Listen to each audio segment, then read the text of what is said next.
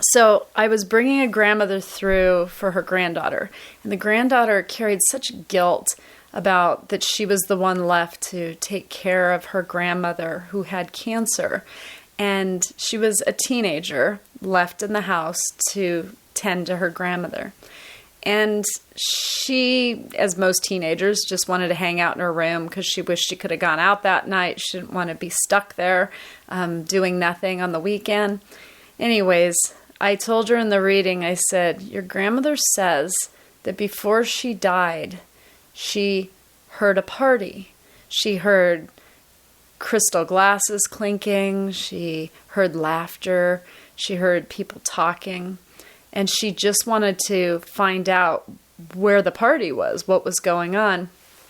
And so the grandmother showed me two very long, tall, rich-looking wooden doors that opened into a ballroom. And she said as she was letting go, she got closer and closer to the doors.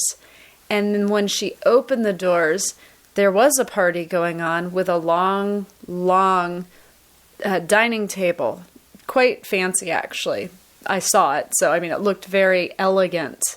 And there was food, stretched out across the table. The people she lost throughout her whole life were there. And they were waiting for her, and they were raising their glass to her. They were happy to see her. They were welcoming her in. It was her sort of welcome to the afterlife party, if you will.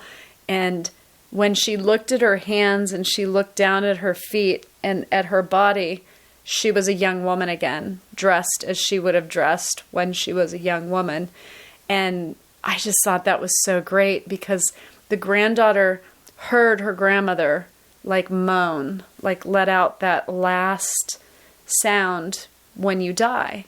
And she had felt so guilty for not being next to her. She didn't really know what it was. She didn't understand that that was kind of a death sound until she got older. And then she felt really badly about that.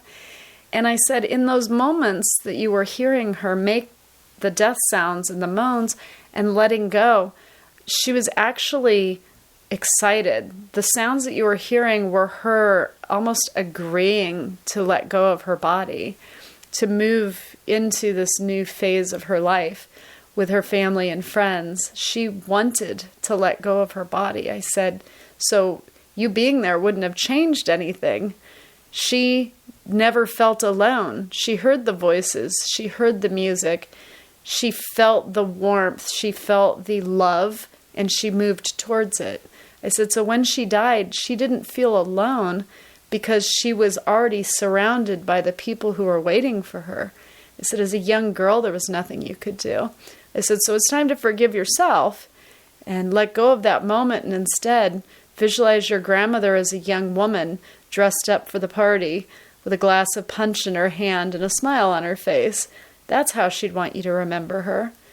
And that seemed to give her a lot of relief so that she could let go of the guilt that the living are so good at holding on to. It's like we wear it like a badge of honor. I wasn't good enough. I wasn't there enough. It's like, let it go.